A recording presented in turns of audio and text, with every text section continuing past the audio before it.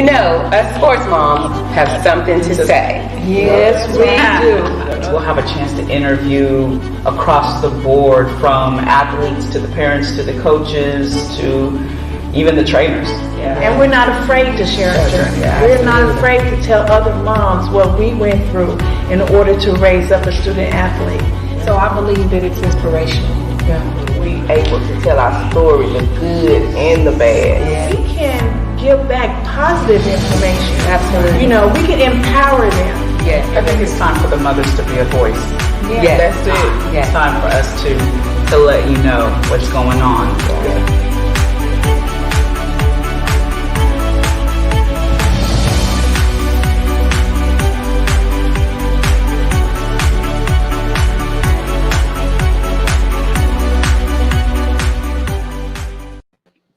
Hey, what's up, everybody? This is your girl, Shannon, at Can We Talk Sports. I am here with my host. Hey, you guys, what's up? It's Karen in the house. And it's Carmen in the house.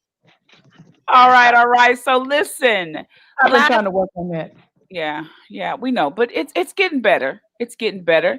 So we would like to welcome Carmen to the show. Hello, Miss Carmen. Thank you, Shannon. I'm so excited. I want to thank you guys for inviting me as a host. I'm really excited about it. I'm a sports mom. My background was teaching kindergarten, so I taught kindergarten for several years.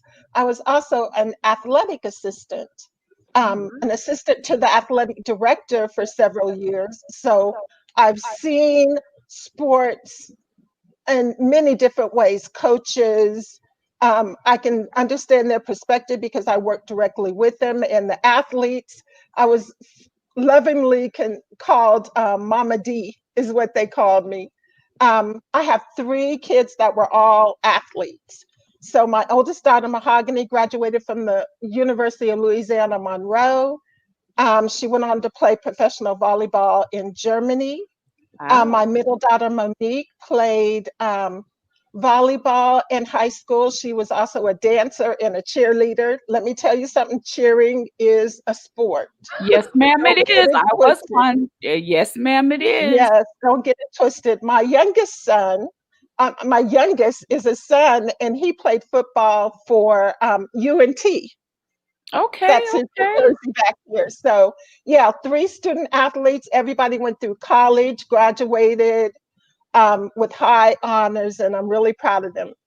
Also, up here, I have a picture of the New York Giants. Their year when they won the Super Bowl in '86. My brother played for the Giants about 5 or 6 years. Oh, wow. So it's all running through the blood in the family.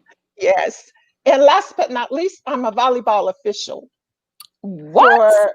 So that gives me a whole nother perspective coming from the sidelines about the sport. Mom! Sports and how parents act and how coaches act. And What do you think, yeah, Karen? so Karen, what I do love The sports. mom said, you cheating. Wow, I tell So, you what. I love it. How long have you been doing that? 9 years. 9 years. Wow, 9 years. Okay. Look at this. We got all these new sports mom hosting coming to the show. I'm telling you, we had Stacy last week, and we have Carmen, and we have Miss Cook coming to the show. So this is gonna be good. So, okay, guess what? Karen, you rubbed off on me, girl.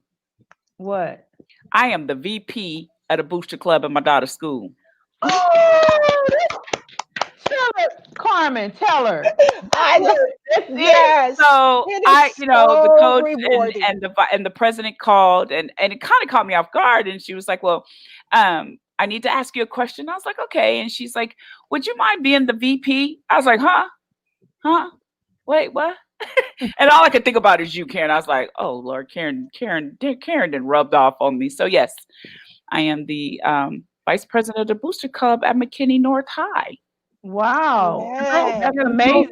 The fact that they appointed you and now you didn't get voted in. No, they asked. She goes, all your wisdom and by you having a son, play professional ball and your sports. And so I was like, okay, I'm pretty excited about it. So yeah, That's so we're good. Next gonna time have I'm a gonna good be able year. to tell you some fundraisers ideas. Yeah, I'm Yes. pretty excited about it. So yeah, it's different, So yeah. So back to school. See, you guys are lucky. Y'all don't have no. Oh, Lord, y'all. Let me tell you what. This back to school today. Jesus, Today, Jesus. today was Yes. the first day. Listen, Yes. listen. My daughter couldn't log in, so my whole dining room, as you see now, is my studio, right? So if I could turn the cameras around and show you, but I can't. So I have the TVs in front of me. I've got computers on this side. I got a desk on that side, a desk on this side. So today we had one kid on this side, one kid on this side, and one sitting here where I'm at for school today, all trying to log in at the same time. Oh, wow. I was sitting there like, really? Mom, I can't get in. My class starts in 2 minutes. I can't get on Zoom. And then the other kid over in the corner, I'm tired. And I was like, oh, gee, oh, no, this not going to work. This not I'm going to tired. work. They ain't logged in yet. They tired. So my daughter told me, I can't get in. So I said, well, email your teacher. So she missed her first period, right? So the other Oh one, he's wow. like, he fixing his hair. He talking about, he said, Mom, I need some headphones. I said, well, use these. Oh, Mama, they too big. I need some small ones. He up there fixing his hair. I was like, oh my gosh, y'all not gonna worry.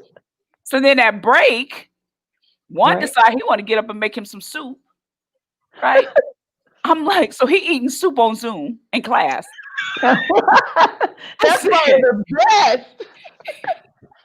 It was hilarious. I was like, oh, this is not gonna work today. We've got to figure this system out for real.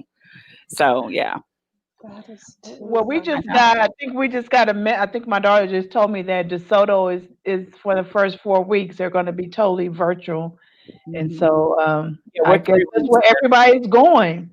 We're 3 weeks virtual. And then I have a friend, she's a teacher in Virginia. They're 9 weeks virtual. Really? Wow. So 3 weeks of this? Ooh. Well, I think you should get ready for the whole year because even You those know what? schools I that was did just open up, thinking that. they're closing back. I was just thinking that was going to end up being, yeah. Yeah.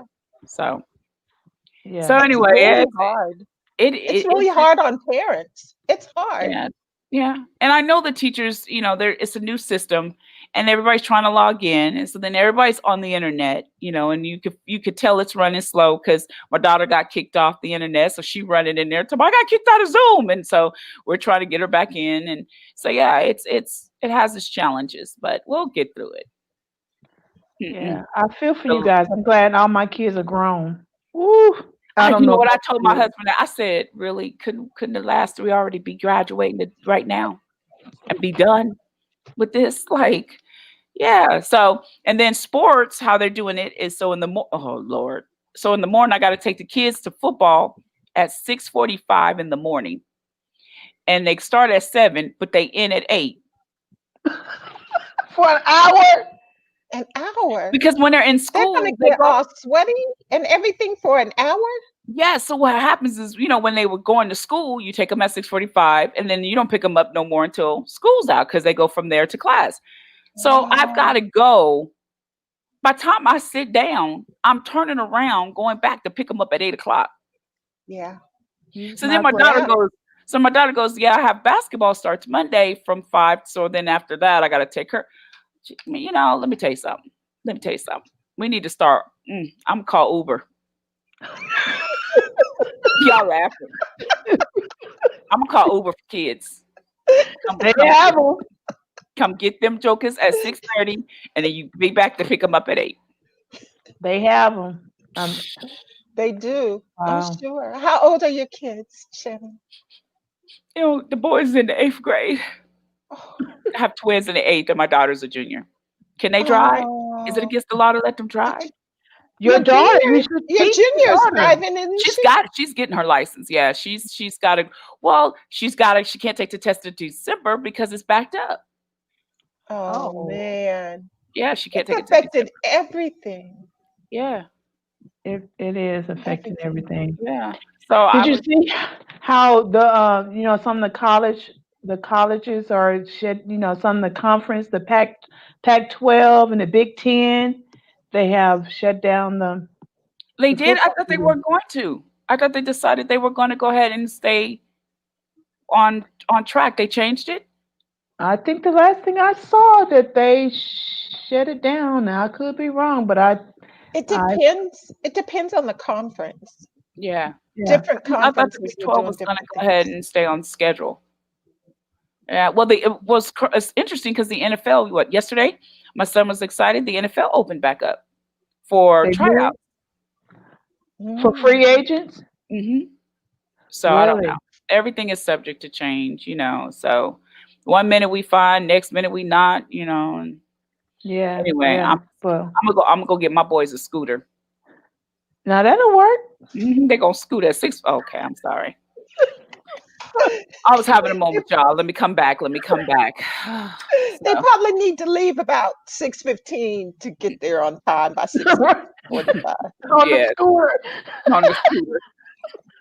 Yeah, they do. Cause I was like, you should have seen me. Get up! It's time to go to school. I was running through this house like, yeah, Oh wow. I know. But we'll get it I feel together. sorry for you. Yeah, I was thinking like you. I got a feeling it may not. They may not go back to class. They may end up staying virtual. So Yeah. it is what it is. But all right. So listen, you guys, we have a great show. We have Miss. I put her name down. Kady. Miss Kady Kady. Pooler. Katie. I'm looking on my notes like Miss Kady coming up right after this. On the women's side, 31-year-old Serena Williams will face 42-year-old Kimiko Date Kroom in the third round tomorrow, proving age really is just a number. Dennis O'Donnell has the story of one local tennis player giving her dream a second serve. I started tennis when I was about 4 years old. It was the first time I picked up a racket. And it was my dad who taught me the sport. Healdsburg native Kady Pooler was an algebra teacher and tennis coach at Cardinal Newman High School up until this past February. At 27 years old, she left all of that to pursue a career in professional tennis for the second time. It took a lot of dedication to attempt a comeback at an age when many women tennis players start to wind down their pro careers. At 27, that's not exactly the age to be coming back. That's kind of when most people are going out. Pooler left the pro circuit in 2009 to be closer to her ailing father, Larry, My dad had taken a big decline in his health at that point. who eventually lost his life to Parkinson's disease in January of 2012. Kady rejoined the circuit 1 year later, dedicating the season to her father. Before my dad passed away, before he couldn't speak anymore, all he would say to me every time is, have you played any tennis? Did you play tennis? Are you going to play tennis again? So that's why when he passed away, it kind of gave me even more of a second thought, like I should go back and do it. It's like our last little, I guess, hurrah together, if you want to think about it that way. Life as a pro isn't all glitz and glamour. Pooler is ranked number 850 in the world in doubles. My biggest goal, dream, whatever you want to call it, since I was a little girl and right now, is to somehow, some way play doubles in the U.S. Open. I don't care if it's women's doubles or mixed doubles. I just want to play the U.S. Open. All right, thanks, Dennis. Hello. How are you? Hi. Welcome. Thank you so much. I'm excited to be here. Welcome to the show. Yeah, thank you. I'm thrilled. Okay. All right. So we like to play. Want to play a game, Karen? Are we gonna play the game? Sure. All right. We like to play a game called Would You Rather. All right. I love games. You like games? Karen, no, where's my? I'm looking for my questions. Okay, let me play the video. Okay, here we go. Wait.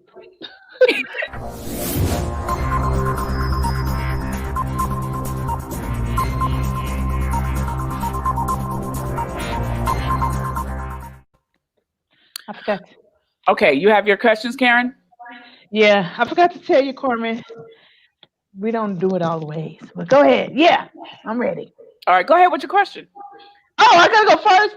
Okay. Would you rather wash dirty clothes or fold all clean clothes? Is this me or Carmen? No, it's for you. This game is for you. What was the first one? Would you rather wash dirty clothes or fold all clean clothes? Wash dirty clothes. Yeah, I'd rather watch dirty clothes too. Yeah, there's and then, and then let the kids fold them. Yeah. That's what you do. I'd All rather right. play- Would you rather play, if you could play a character, Wonder Woman or Catwoman? Wonder Woman. I know that's right. I know that. Okay, go ahead. Would you rather be the president or a Pokemon? President. A Pokemon trainer. Kamala. All right. What was my other one? Okay, you ready? Would you rather drive a 1967 convertible Mustang or a 2020 Mustang? The 1967 convertible. Man, that's my girl right there. Yeah. There it is. Old school all day, y'all.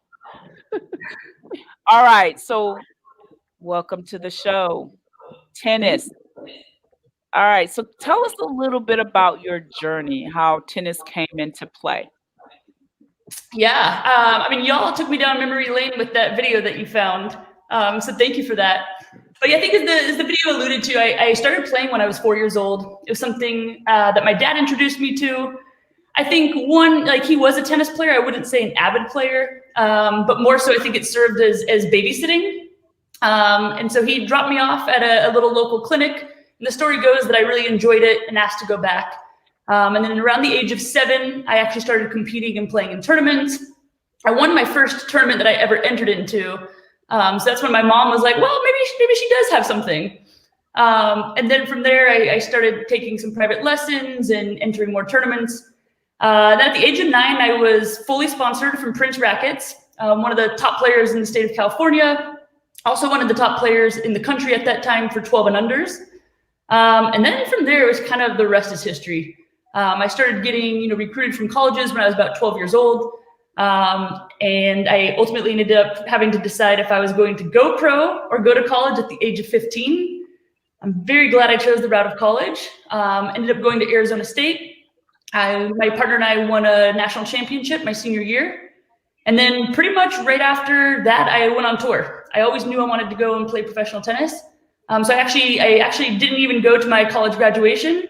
I had all my bags packed and I left for Europe, playing my first tournament in Portugal.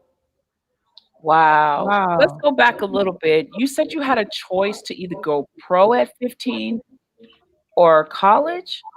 That's right. Wow. So you could go pro that young, huh? Yeah, in tennis, actually, most players turn pro around 14, 15, 16. And it's kind of like, that's honestly, it's kind of crazy, but you kind of know if you're going to make it at that age.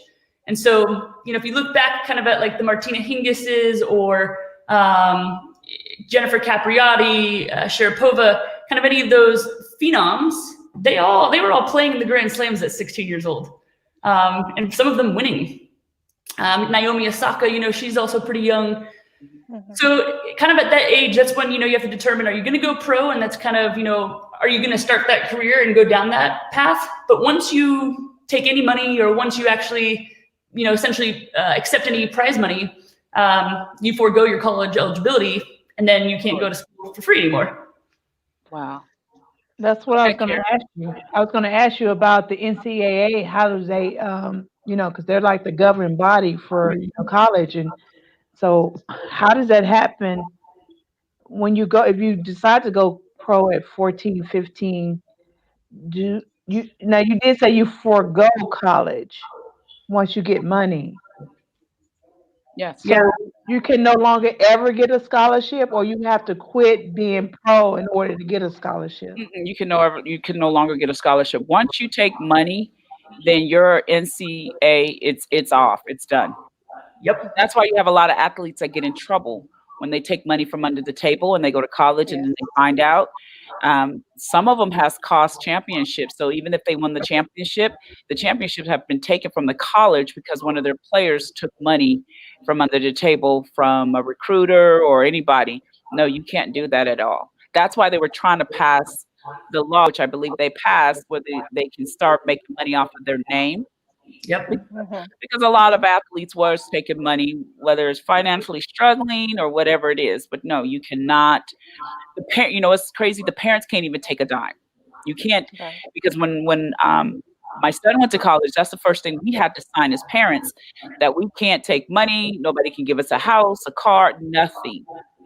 We couldn't, because we can mess him up. So we had to be careful. So I had to tell my son, don't even take a piece of gum. That's right. I mean, they can't even get a free haircut. Like if they're going to the barber and the barber says, "Oh no, I got you." Can't take nothing. Can't take nothing. So I would tell them, don't take a penny, a gum, peppermint, nothing. So because they're watching. Yeah. Wow.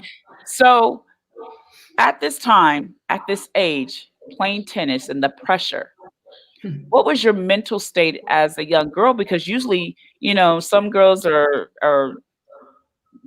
did you go to prom or anything? Did you miss? I was actually one of the few tennis players that wasn't homeschooled. And so I went to, a normal high school. At one point I left for 2 months and I did all of my schooling via mail. So that's not very normal, but I went to a normal high school and I went to prom. I went to most of the dances if I was in town. So how was it mentally as a young girl going through the pressure of possibly going professional? And what was it like mentally for you? Yeah, that's a great question. I think when you're a kid, you don't know, and so I think a lot of it is now in hindsight and reflecting, looking back. Often it's, I have some neighborhood kids that are, 7, 8, 9, and I have conversations with them and I'm like, oh my gosh, you're just babies. And it's crazy to think at that age, what I was doing and kind of my mindset. I remember being in the 4th grade and I would set my alarm for 5:30 in the morning to go run sprints outside before school. Really? Yep. And that was not my parents. As a matter of fact, I think a lot of times my mom, is kind of like, do you have to go to practice today? Why don't we go shopping instead? Why don't we hang out instead? And I was just so laser focused on tennis. And for me, my idol was Steffi Graf. That was who I wanted to be. I watched her matches. I modeled my game after her. And so everything I did was literally around that mindset of trying to be like Steffi. Wow. Yeah, it's insane. The discipline I had at a young age, it was so much better than the discipline I have now. I'm talking no desserts, no fried food. I was so strict and stringent on my diet.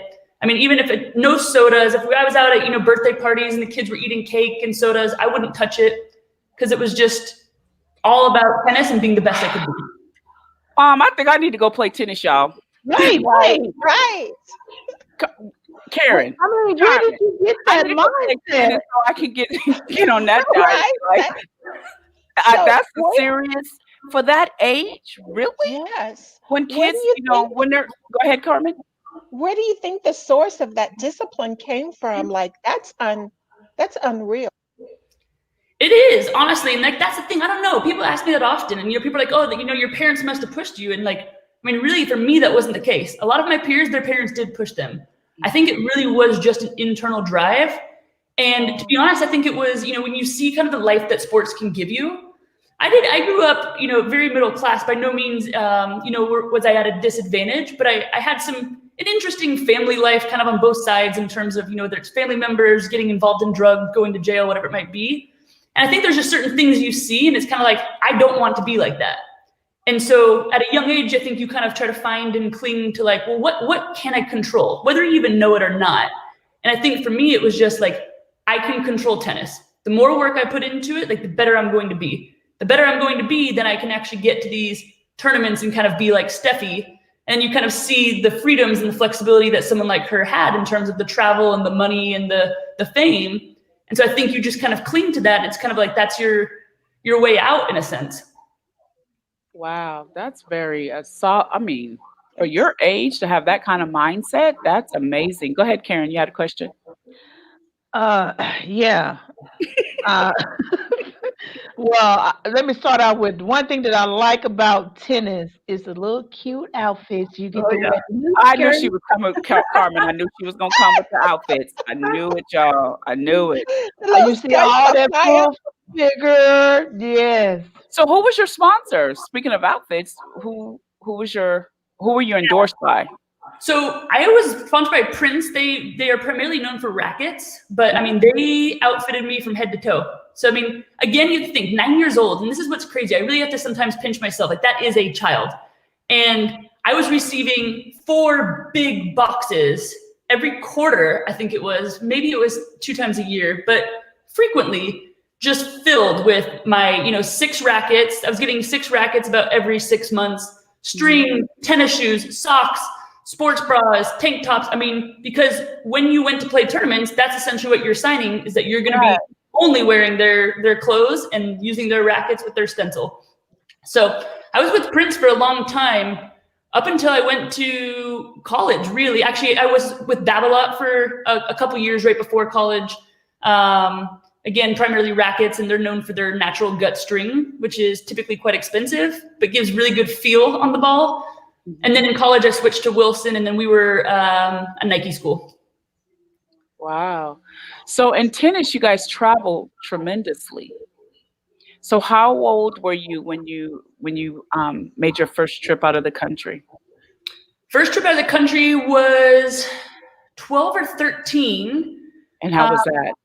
I went to Australia, and it was really cool. I remember I actually remember this, and you just took me to a flashback because I hadn't thought about this in a long time. But I was in the car with my mom. I forget where you were driving to, and I got a phone call from kind of the president of the tennis association, and I was chosen to represent the USA in this. It's kind of like a little mini Fed Cup, essentially, if you will. It's called the Maureen Connolly Brinker Cup, and they took the top players, and I think it was the 14 and unders. And then we went to Australia. We competed against kind of the best Australian team. So now I still gotta go back on the young age, because I think that's very important for parents to understand the pressure. I mean, you're being sponsored, you're traveling. 9 out of 10, when they're picking you up, they already got a car for you. They're taking care of you. How did you maintain a balance?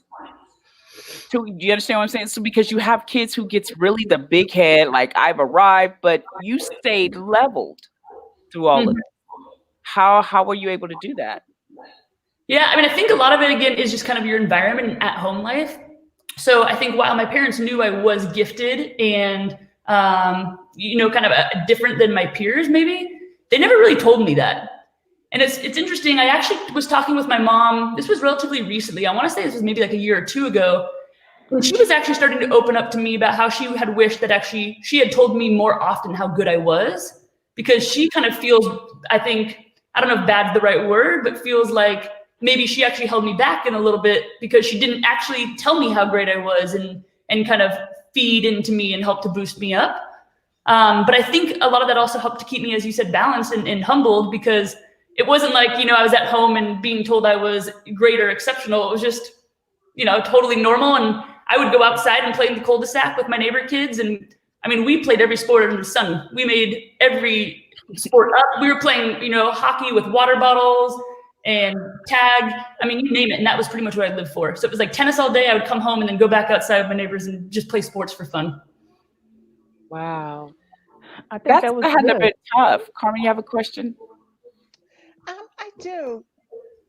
You had talked about like not taking anything, but how did that work with the endorsement and still keeping yourself eligible for collegiate? Yeah, great question. And I mean, I'm sure there's like more details, but essentially, I mean, you can take sponsorships. And so again, they weren't paying me though. I was able to receive free gear. And so that was kind of, it like allowed me to essentially play. And kind of in return, they got the promotion of me wearing their gear. The big thing there is that I wasn't taking any money. So like the pros did get paid as well. So not only do they get all their stuff for free, but they're getting paid and checks to actually choose that endorsement. But in amateurism, no checks. So they were only providing products. So that would be like Armor, sponsoring a football team. And them wearing their shoes and their Under Armour. Yeah, because I think you could do that. So like we have a boys basketball AAU team, and so I think for like the AAU, Nike sponsors some of the teams for the team. So it's not that it's the individual It's just they're, getting sponsorship for the teams for the uniforms. Yeah. Right. I think that's a little different. Go ahead, Karen. You have something? So yeah, so you did say you did get a scholarship. So can you kind of just tell the parents about, how does that work with tennis? I know for football, you go to camps, combines, you're seeing your highlight tape. AA basketball, the coaches come to the games. How does it work for tennis? How do coaches see you? Yeah. So tennis is a little bit different than some of the other sports. I actually have a friend who's a recruiter. He helps, kids in high school to get to college. He called me the other day because he said, I have a tennis player. It's my first tennis player and I don't know anything about tennis. Like, do you guys, have AAU in this? And no, we don't. To be honest, high school tennis isn't even actually really a big thing. So coaches aren't going to look at, your high school records or your high school stats or really anything to do with that. It pretty much all comes down to your USTA ranking, which is essentially your national ranking. And so there are tournaments that are going on every single weekend, whether it's regional, and then probably every few weeks to definitely once a month, there's these kind of bigger national tournaments. And so similar to kind of like if you think about the US Open and the Grand Slams, there's these national tournaments that are kind of the bigger tournaments, like clay court nationals, hard court nationals, and those are the ones where you kind of really go and showcase yourself. But even then, like rarely is it going to be someone that kind of comes out of the backwinds. It's typically like your top ranking players, and those are kind of your blue chip recruits. So why is it that high school tennis is not as big as what you were saying? Yeah, I think for a few reasons. I think one, as I kind of mentioned earlier, a lot of tennis players that are in the kind of very top are homeschooled. And a lot of that is because you're the tennis player. I mean, you're playing 8 hours a day. It sounds bizarre, but it's like, I mean, even for myself, when I was going to normal school, I still had an exception for PE. So I would get out at about 1 o'clock. And then my dad would typically pick me up. He'd have lunch for me in the car.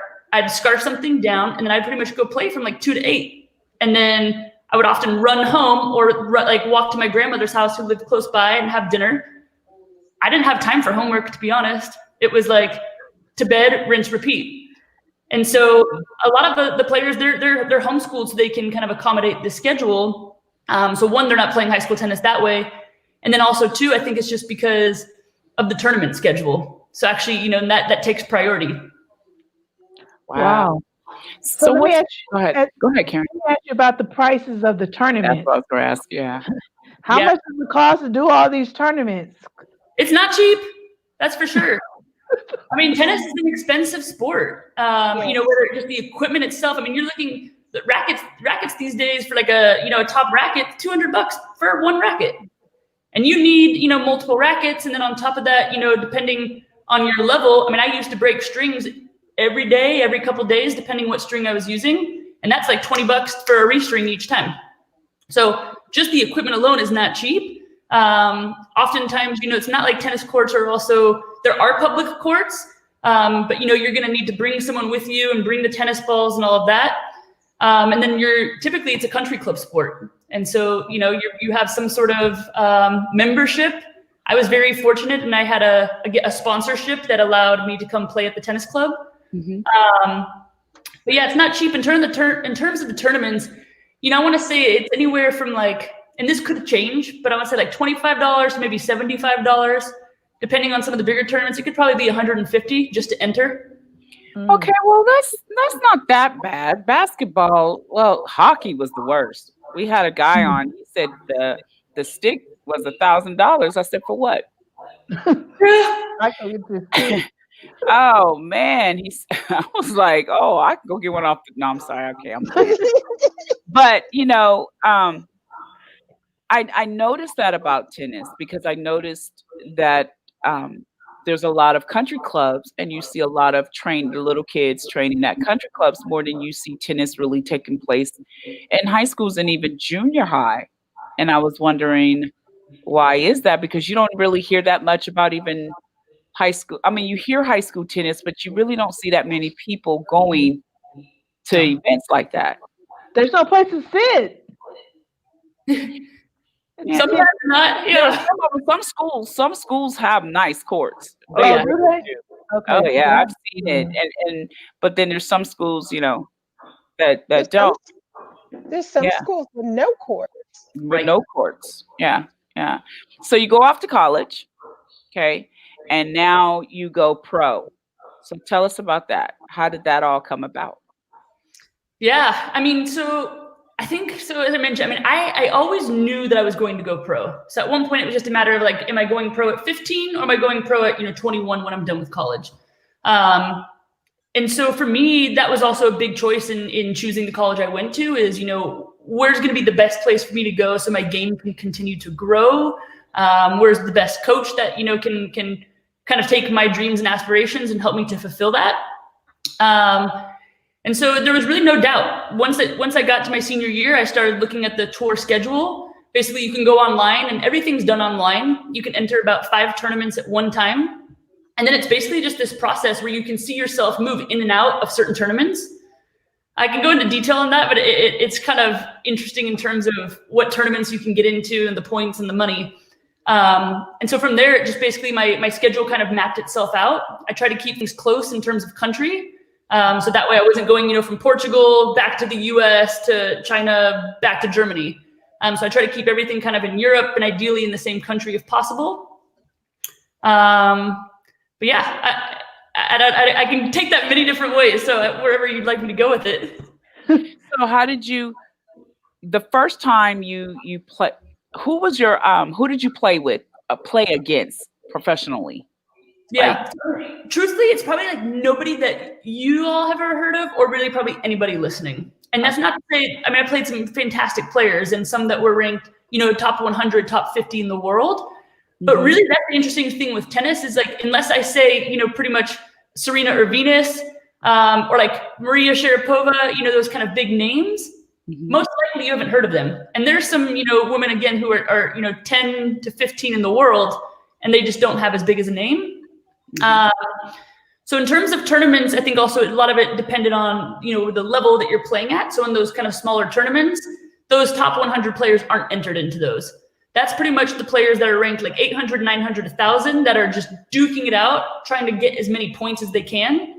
Because the more points that you get, it not only does your ranking go up, and then as your ranking goes up, that allows you to kind of enter into these bigger tournaments. Oh, okay. Point game and this point chase. And there's actually a lot of strategy in terms of like, where are you going to play? Some people, will try to seek out the kind of weaker tournaments because it gives them a chance to make it further, to collect more points, which then allows them to go to these bigger tournaments. Okay, that's how it goes. Okay. Yeah. So during this journey, you encountered your father being ill. And so take us through that mentally as a tennis player, making decisions. How was that for you? Yeah. So my dad, he was actually diagnosed with Parkinson's when I was 12. So it was really most of my life. And sadly, it's kind of, what I most remember about him is really kind of him being sick. I remember him picking me up from school. It was in the 8th grade. And my dad was kind of he was an athlete, kind of a macho man. And he couldn't even tell me. So he said, open up the glove box. And I did. And there was like all this paperwork. And I pulled it out and I was kind of looking at it. And it was basically, there was a brochure on prostate cancer and then like these brochures on Parkinson's. And he said, yeah, I have that. And I was kind of like, okay, like, what does this mean? What is this, like, what do I do?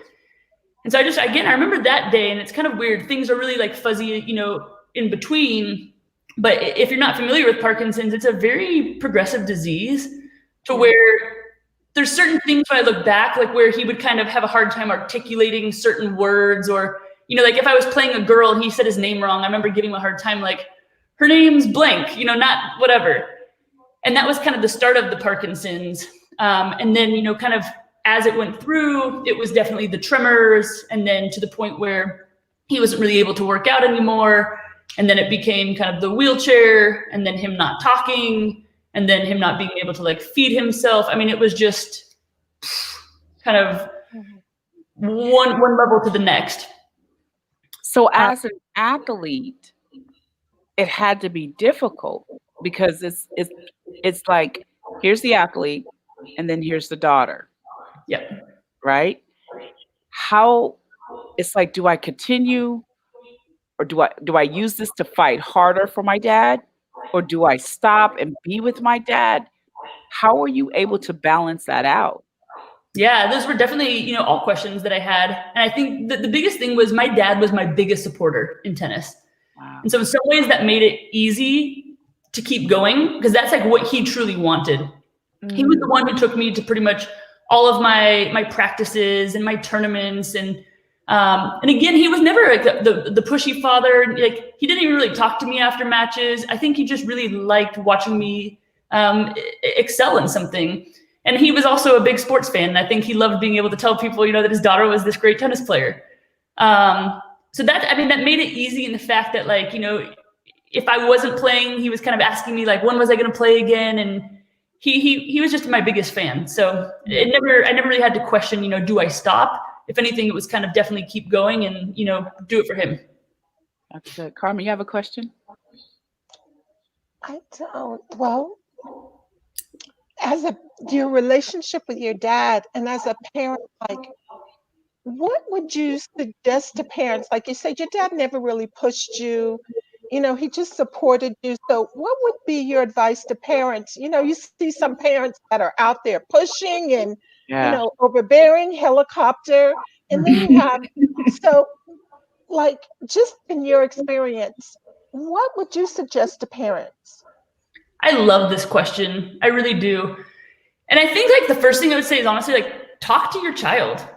I think, they know what they want, at least for the most part, want and need from you. And I think a lot of it is maybe even like, what do you want and need from me? But, like, what are your goals? And so, like, if, in that case for me, it was like, I want to be number one in the world. I want to win, the US Open. So I think in that case, then it kind of would give my parents a little bit of permission to, kind of check in with me of like, hey, kind of, is what you're doing aligning with getting you to your goals? That's good. Now, if the kid, just says, Mom, I just want to, play varsity because the outfits are cute and, and have fun with my friends out there, well, then, you're probably not going to be saying, hey, you need to get up at 5 o'clock to go run your sprints. So I think that's the first thing. But, I do, there's a part of me that, really does look back and I think kind of, and it's a fine line, but wishes that, my parents did kind of push me a little bit more, because it was all self-generated. And again, you don't know what you don't know when you're just a child. Right. So it's the balance though. I think as parents, it's like, I want to push you, but I don't want to push you and it looks like it's something that I want.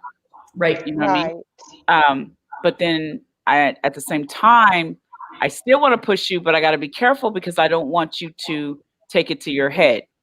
And because you have a lot of parents, they push their kids and the kids take it to their head, and then it's hard to bring them back. So it's like, I'm trying to balance, because I don't want you to think you're better than the other kids as far as, I'm a professional. You lose friends because you've came up here and you've put them down there. Does that make sense? So you're trying to find a balance with your kids, because like mine, I told them, I'm gonna bust your head and bring you back down. Come back. Right? Yeah.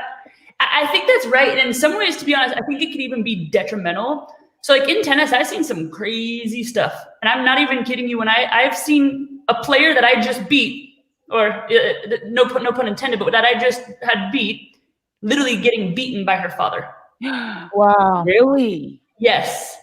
And so, that's just a mind trip too, because there's this part of me that's like, I need to go over there and stop that. And then it's also like, well, that's not part of, but that aside, that's not that uncommon. And so I think too, think about it, how is that, that's obviously taking the pushing a little bit too far, but like, there's that fine line of, if you're constantly on top of the kid as well and kind of like micromanaging them and pushing them, that you're actually doing kind of a disservice to them, and they're not going to actually be able to reach their potential. Right. And So they lose their love for the sport. Yeah. Totally. Yeah. You have to make it to where, like I told my son, if you ever say you want to quit, I'm good. I'm not going to get mad. If this is something you want to do, make sure it's what you want to do. Yep. And if you're like, I want to still play, well, I got you. But if you say, Mom, I'm done. All right, you're done. What's next? You have to leave that open, but you have, like you said, you have some parents that's like, no, you're not quitting. You're not doing that. Now, my 8th graders, I am making them play a sport for balance. Yep. Because it's good in corporate America. It's good just in leadership. I'm not making them play to be professionals.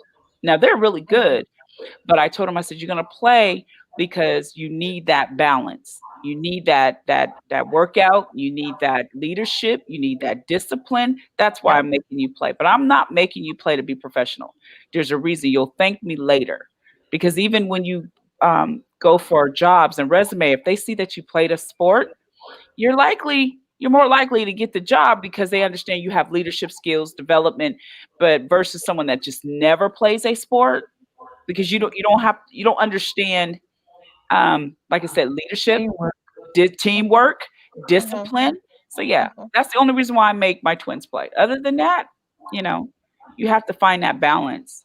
So, okay. So now we're a professional. You go back actually after. How was that mentally preparing and physically preparing for you? Yeah. The latter one was the big one. So I took some time off. One was, it's, as we're kind of talking, it's expensive. Also, when you turn pro, you are funding everything. So it's super different than, again, when you're turning pro for like basketball or football, hockey, where it's a team environment. And so for the most part, they're paying for the travels and the tournaments and your gear, meals, etc. Tennis is fully self-funded. And so I'm talking, I had to pay for, the airline ticket to get to the next country for the tournament, the housing, which is typically, hotel. But so it's not the glitz and glamour. You're finding the cheapest hotel you can. All your meals. And then again, every time you're breaking a string, you're having to pay for that. And of course they jack it up. So you're paying like 30, 40 euros just for a restring, which you're breaking every day. So you're not making money when you first start. My first, one of the tournaments I played in, I won the doubles. I made it to the quarters of singles. So it's a pretty good tournament. I made 400 euro. They tax you 25% on the spot. So I literally walked out with 300 euro. That didn't $300? That's like $400. $400. Oh, wow. That barely covered my food for the week, let alone anything else. Wow. I am so glad we have you on here, because actually I'm so glad we have all different sports on here, and I'll tell you why. Because when you look at the media and you see a Serena and you see, the big names, whether it's LeBron, whoever, you automatically assume money off the spot. Yeah. So I wouldn't have never guessed that you had to fund getting to these tournaments, to these other. I'm thinking you're good. They're gonna pay for you. They're taking care of you. I wouldn't have never dreamed, because matter of fact, when we interviewed the guy for hockey, we heard the same thing. Because when he told us what hockey was making, I sat there like, you're kidding me, right? Parents need to hear this. Yep. You have to stop looking at the ones that are way up here. You have to be realistic. Yep. You keep trying to, it's like an arrow. You keep trying to shoot your kid up there, and your kid may not get that high up. Yep. Right? Because their eye is, I'm going to be a Serena, or I'm going to be a LeBron, or I'm going to be this person. And so you aim that arrow, and then the arrow starts going down, and they're like, what happened? Because you didn't tell them the truth. There was no realistic to the situation of, okay, in order to get here, this is what it's going to cost. Yeah. And you may not get that far. Yeah. That's right. And the only way I was able to do it was actually my mom was, she made us save everything. So literally she had this book, and it was from like the day I was born, and somebody, gave $10 or whatever. That went into a savings account, and my mom wrote it down and like kept the ledger. Every birthday card we ever got, I kid you not, even like 15, 16, if it was from grandma and she gave us money, we had to put it in our savings. We weren't allowed to spend it. At the age, I hated it and I didn't get it, right? It was like, this is my money. Like, why can't I do what I want with it? But I was lucky enough to have kind of built up a little nest egg, right? I'm not talking a lot of money, but enough to at least let me to go live my dreams. And just being transparent, I think I maybe had like $15,000. So good amount, for a 21-year-old kid. I had no debt, thank goodness, because, I had a full scholarship. But that money only lasted me so long. And so it got to the point where, when I was playing, I didn't have any money anymore. So how could I actually continue and go on to all these different tournaments? It's tough. And I wanted to kind of also address too. So there is a certain level where they do start to kind of take care of you, but even then it's still pretty tough in terms of like, once you get to these certain levels, it's called, you have to look for it. It'll be called 100K, which is just basically the type of tournament it is, plus H, which means they include hospitality, but you only get the hospitality while you're still in the tournament. So let's say I go and I play my match that day and I lose, that night is not covered. So obviously it's not like you're going to get up and go, but no matter what, you're always at least 1 to 2 nights. Oh, you better win. You stress trying to win to cover your stress. Oh, that's stress. Oh my gosh, that's stress because you're thinking I gotta win. If I don't win, that night's not covered. And so that's why you see, I think, a lot of crazy parents sometimes because they're coming out of war-struck countries and that is their ticket out. So that is like, for the kid, it's kind of like you have to win because this is our ticket out. And they can't afford to necessarily be going to a lot of tournaments. So as you said, you better win. That's pressure. Yeah. That on a young person, that's no wonder why we do. And I'm so glad we talk about mental illness because now I understand it even more just listening to her. The mental state that is put on these kids to win. To get either mom and dad out of debt, to take care of a family. It's like we interviewed the lady from the women's NBA from Jamaica, and she had her whole country on her shoulders. I mean, she made it, but she had her whole country on her shoulders to make it, and that's a lot of pressure. And so you wonder, kids mentally don't know how to handle that. So we've got to figure out how to help them handle that kind of pressure because that's a lot. Yep. And especially in tennis, when you're out there alone. So that's the other thing too, is you don't have teammates that you're traveling with, just being able to at least kind of talk about normal life too, or let alone, you're playing crappy that day. And so it's kind of like coach takes you out and it's fine. You take a little breather, and get your mind back. You're literally out there alone. You're with your own thoughts, and it's interesting too, because you play a point and then there's always a break. And it's incredible the amount of stuff that can go on in your mind in those 30 seconds, from the negative self-talk to the just, you're thinking into the future and the past. And it's like, it is so much really for a kid. And if there's no one there that's kind of guiding them or talking to them about it, and kind of my big thing really has been, if there's no one there that can also talk to you about life outside of your sport and help you to actually understand who are you as a person, you're doomed, because then it's just like, it's all consuming. Did you have that? So interesting question. I mean, not really. When I look back at it, at one point I had a team of, I think it was 7 I counted around me, from my actual strength and conditioning coach, my physical therapist, my personal trainer, my nutritionist. I had a sports psychologist. I mean, I literally had this whole team, but everybody is concerned about you, the tennis player.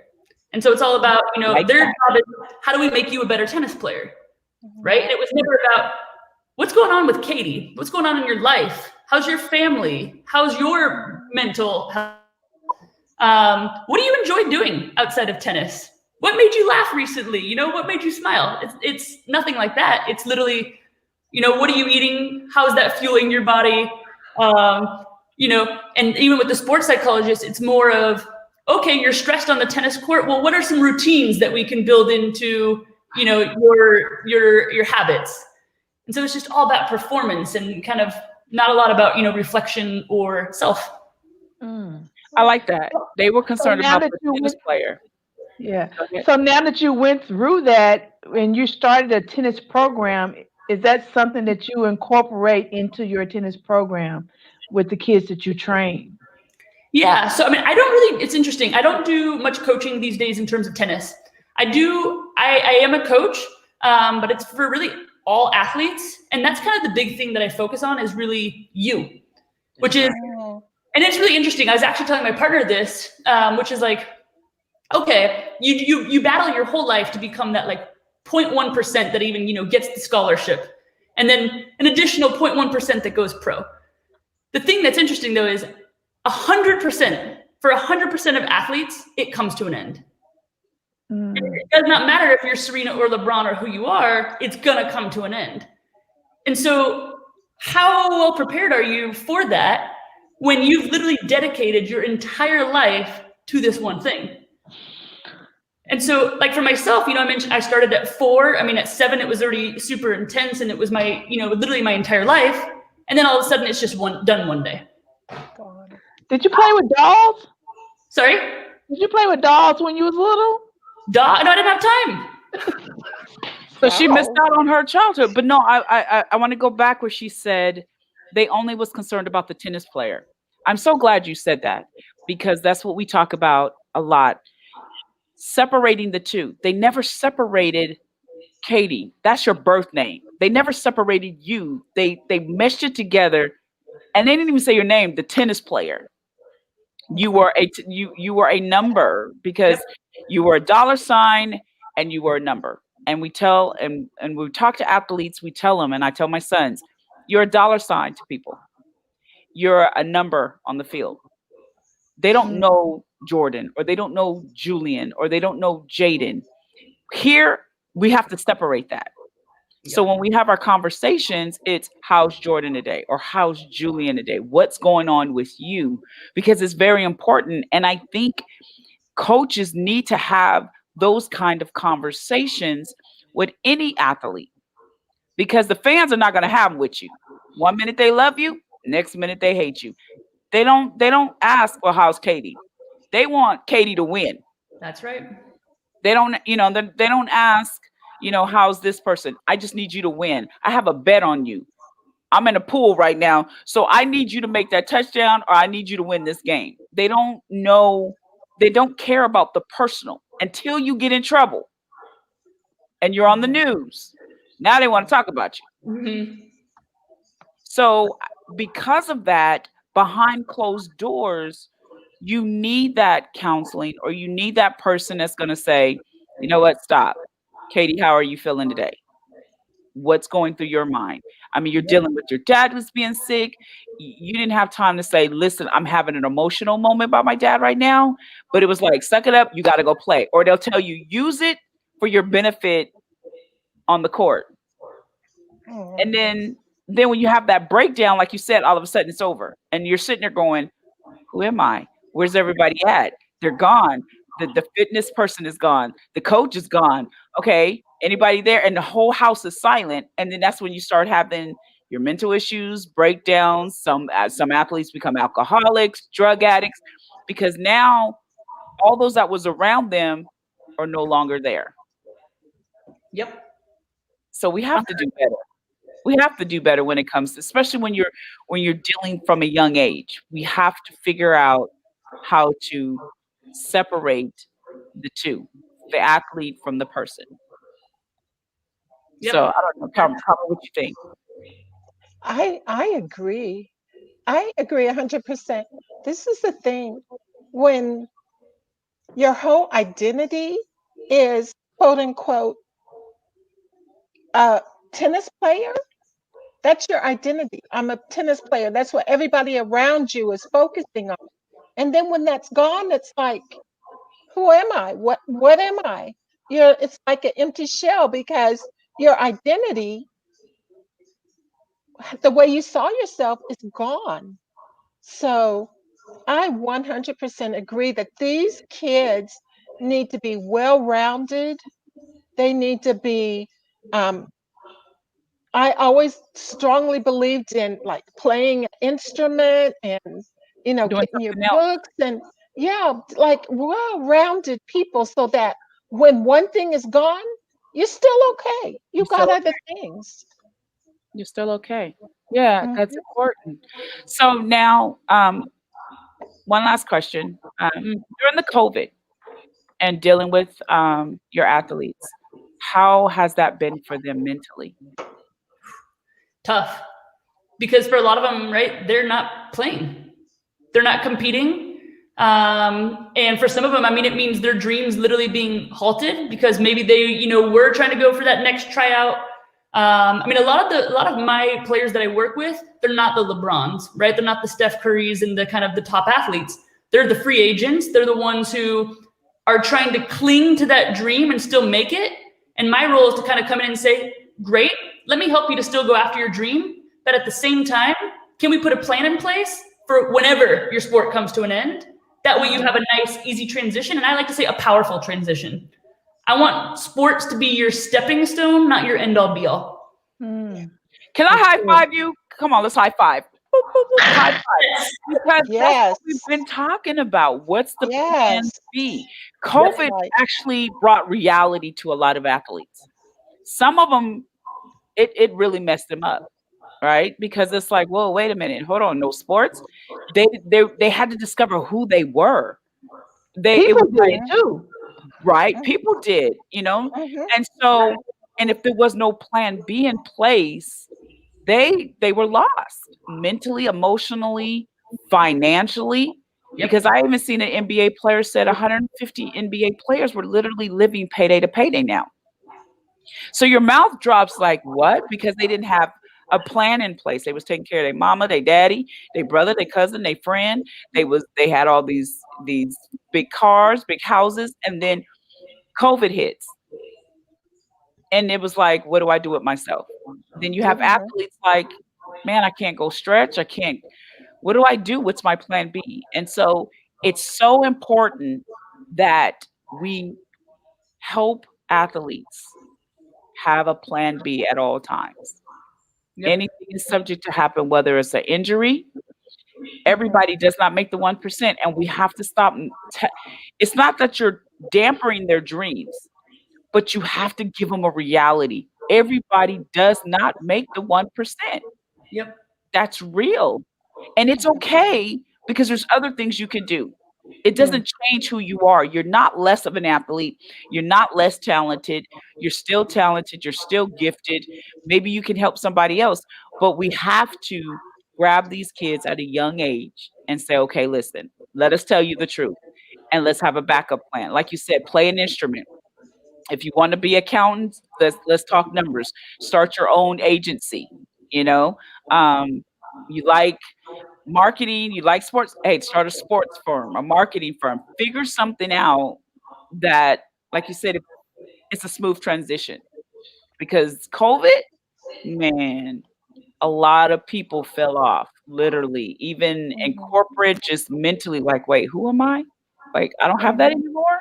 And it's funny because Karen asked the coach, what would you do if there's no more sports? He literally just froze. And it was like, I didn't think about that. Coaches don't even have a plan B. Right. He's like, man, I don't know what I do. Because coaching is all I've had. Right. It's sad. So, yeah. Karen, you have anything before we close? I want to shout out your mom for saving all your birthday money. Man.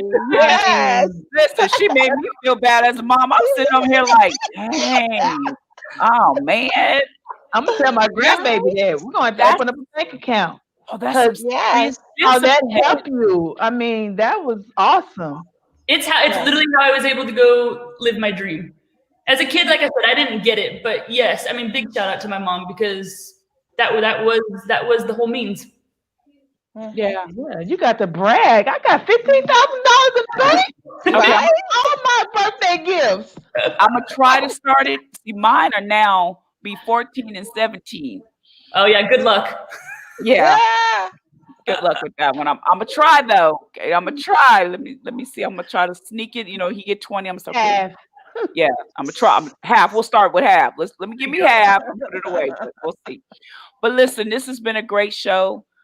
Thank you for joining. Can you tell people how to find you, or if they have questions? And you can find me on LinkedIn. So it's Kady, Kady, and then Pooler, Pooler. I mean, I'm also on Instagram. I don't really use Facebook. I try to limit my social media. So I don't think my Instagram would be too exciting for anybody, but LinkedIn is probably the best way. Or you can also go to my website, which is overtimeathletecoach.com. okay. All right. Well, listen, you heard it right here. This is a great show. I want to thank you for joining us. Carmen, what's up? Look at our new host, our co-host. We're excited to have you. This was so much fun. Yes. It was so much fun. Yes, yes, yes. Karen, you ready? Are you ready, Karen? I was okay, ready here. What? Okay, go ahead. You ready? Yeah. All right, this is your girl, Shanae. Can we talk sports? I'm here with my host. Karen, this is your We're working on her. We're working on her. And I'm also here with my other host, Carmen. I'm gonna work on them, y'all. Listen, we will be back next Sunday. No, this Sunday, I'm sorry, at 9:00. We will see you guys later. Have a great night. Good night. Bye. Thank you, Kady. Thank you. Bye.